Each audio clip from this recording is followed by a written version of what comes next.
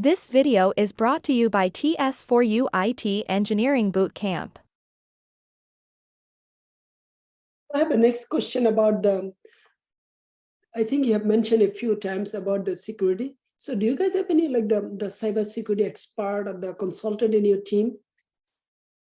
Yes, there are they are working on a different team, not on the team that I work with, because I'm specifically working with I'm working under senior DevOps engineers, but there are some security consultants and cybersecurity professionals who are also overseeing everything being done, but they are on a separate team.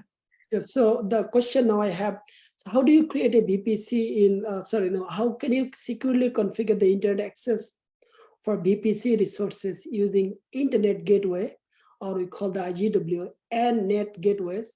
And the follow-up question will be like after you configure VPC or VPCs, who reviewed your VPC? Is it like your cybersecurity expert or your internal team? So again, the first question is how can you securely configure internet access for VPC resources using IGW and NAT gateways? And the second question will be who reviews after you actually create and configure your VPC? I mean the whole stack of the VPC. Right. Subnet, a public subnet, private subnet, and then all the IGW, NGW.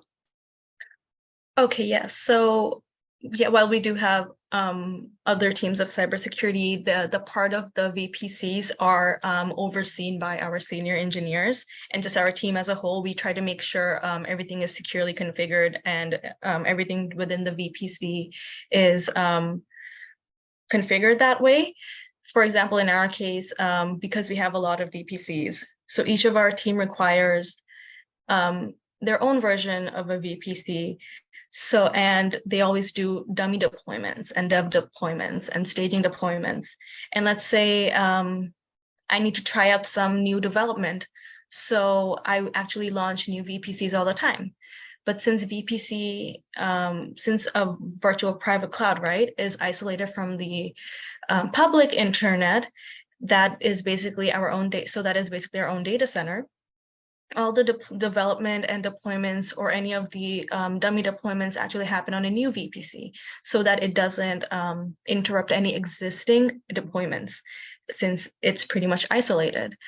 One caveat that we gain from this is that the VPC is so isolated that it cannot be reached to the internet, since we have to access the services which we have within the VPC. We actually cannot reach even the internal applications from our plain browsers, even though we have the VPN connected. This is because the VPC is actually so isolated, and so in order to access those, we actually need to make use of the internet gateways. So what we do is we create an internet gateway and attach it to the VPC, so that way we can get access from the external point of view to that specifically. So we can connect the internet gateway, and that enables public internet access to our VPC. But on the other hand, let's say if I enable all the subnets with the internet gateway, the entire VPC will be exposed. And that is something we do not want. We want to avoid that.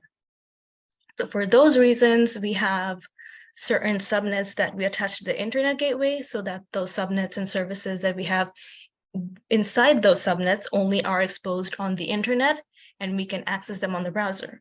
But at the same time, on the other hand, those services that we do not have direct access to, let's say for instance, backends or the databases, we keep them separately on a private subnet.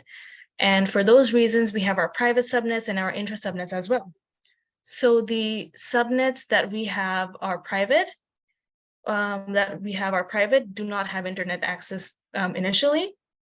What happens is that even though we can access all those instances, as I mentioned earlier with the host like Bastion host, we actually are not, we cannot update the instance because we cannot software updates. We cannot download our database configurations, and we cannot download even database applications. And for those reasons, we actually need to make use of the NAT gateways because they enable the internet for private subnets. How is that done? NAT gateways are different from internet gateway because internet gateway enables duplex connections, so traffic can go and outside traffic can go in from both the sides. But in the case of NAT gateway, you actually have an option to enable one-way internet connectivity only. So that data can go out, but from the outside, no one can access the instances that are running inside the private subnet. And with that, we install all the software updates and all the patches, applications, and any kind of configurations from the internet without having to worry about any security breach. So this is how the NAT gateway helps us secure the environment, and we can still keep our instances safe from the outside attacks since we don't have them exposed directly on the internet. So this is the part that my team and I, so our senior engineers and I do work on. And this is the way we do our part of the security for our cloud.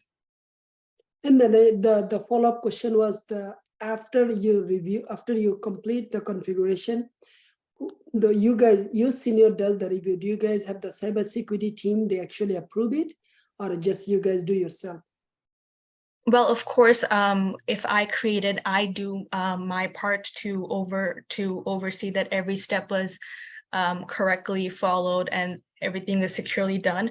But when our senior engineers are also working on them, they also follow each step and see that every part is done. And of course, we have a documentation of every step being followed, and which are also, of course, reviewed by our seniors regularly, and our seniors are constantly overseeing all the work being done and also working hands-on. So there's actually very little room for any of us to skip any security steps. Okay, for us, we have the cybersecurity team. Actually, that team is fully responsible to sign up each of the new the process we build, including mostly the VPC. And that's the reason I asked you that question. All right, thank you. So let's continue.